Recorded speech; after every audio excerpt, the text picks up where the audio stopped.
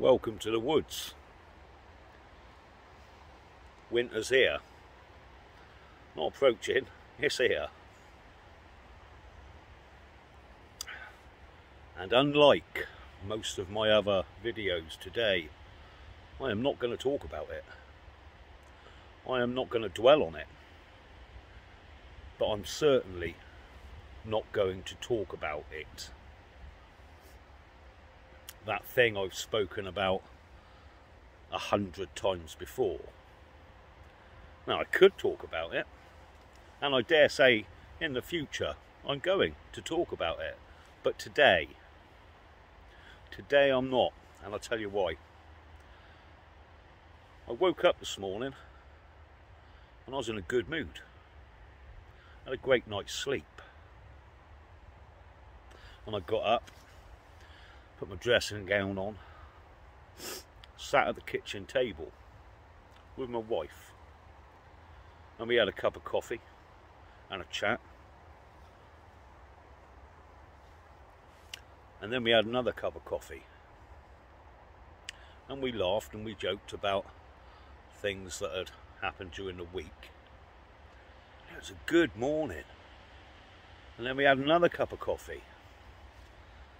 And we both got things we could be doing. But it's Sunday. And we're both in a good mood. And the sun was shining. It was about -1, but the sun was still shining. So there was no rush. So the third cup of coffee was had. And then a fourth. So for nearly 2 hours we just sat and chatted, decided what we were going to do for the rest of the day. And then I went out and I bought some fence panels. And they've jumped in price from 20 quid, 20 odd quid, to £35 a panel. Big price increase. But I didn't let that piss me off like it would have some days, because I was having a good day. So I loaded the panels onto the roof of the wagon, drove them back, and did some fencing. And I was doing the fencing out the back of the cabin.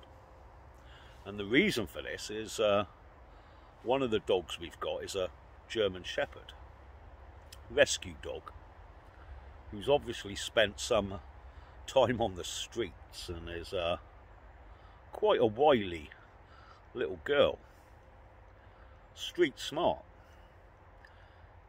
and can escape from nearly any enclosure that I care to build, and promptly has done.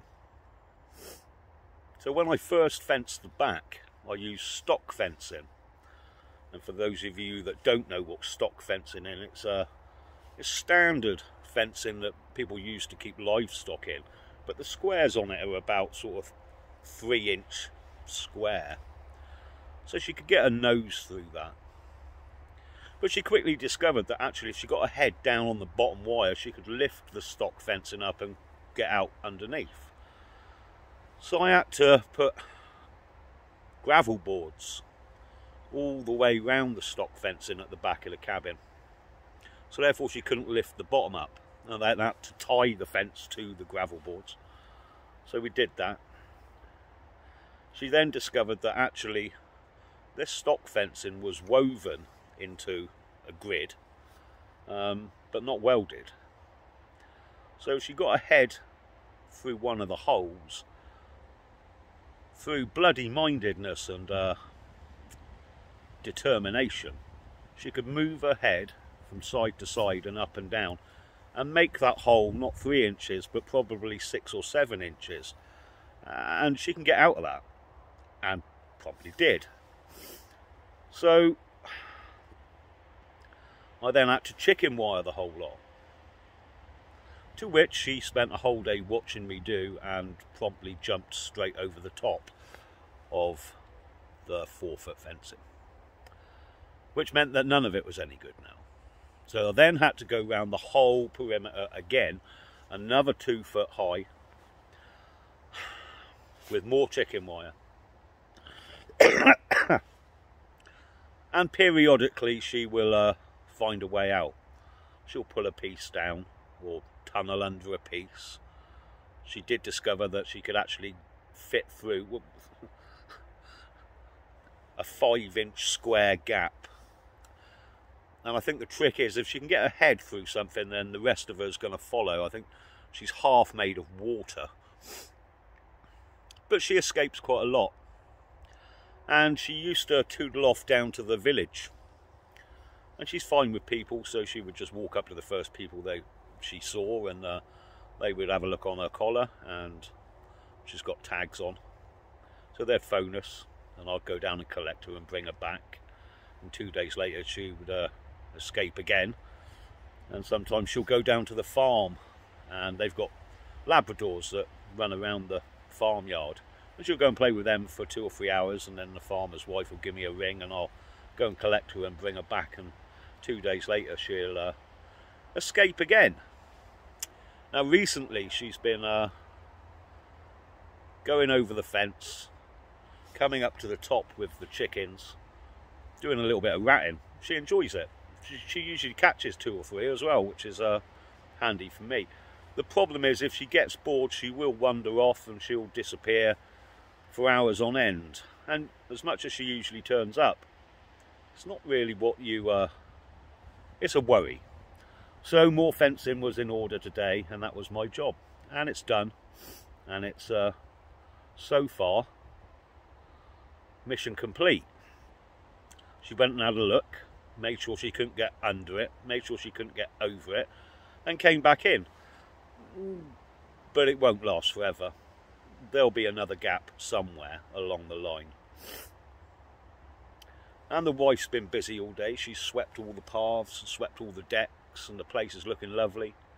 I've popped out, bought myself a lamp. We were after a nice standard lamp for the lounge. Bought one of those, brought that home. It's been a good day, which is why would I want to spoil it by talking about I'm just not going to. I'm not going to. Some days it's just good to take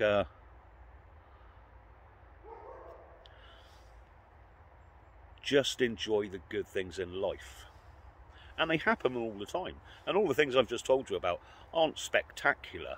Me putting up some fencing is not what most people would consider, you know, a fun day. You know, buying a lamp, big deal, right? But it's been a good day. It's been nice for me, it's been nice for the wife.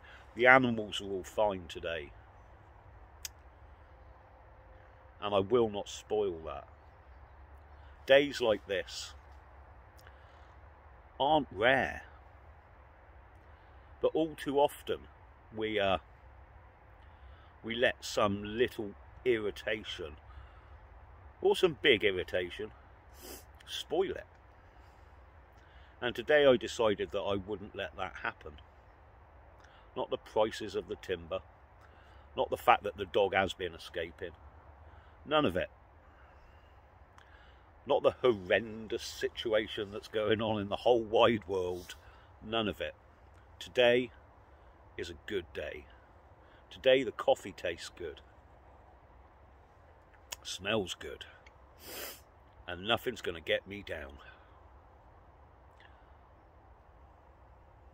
And we can all have days like this. We can all have days where we can just decide that, you know what? To all that bollocks that's going on out there, not taking any notice today. Today I put my feet up. Today I smile. Today I have a laugh. Tomorrow, who knows? But today's a good day. And it won't be spoiled. And later on today, the mother-in-law's cooking a roast dinner and has invited us round. So that'll be nice. And then when we get back home here to the cabin, I've chopped some wood, split some logs for tonight, chopped some kindling. That's all ready to go. It's all clean inside today. Everything's done. So when we get home, I can light that log fire. We can sit down and just chill, man. Just relax. Knowing we've had a great day. Productive. Fun. And it hasn't been spoiled. And it does sometimes take a decision. It takes us to make the decision that nothing's going to spoil it. That today is a good day. So here's my gift to you. Have a good day. Don't let the bastards grind you down. That's what they want. So every now and then, take a day for you. Just enjoy it. Enjoy everything that comes with it. Now I'm going to try and do another video later in the week where I will be talking about the horrendous shite that's going on. But for today, raise a cup with me. It's been a good day. Thank you to everyone who watches. And I'll speak to you soon. Have a good one.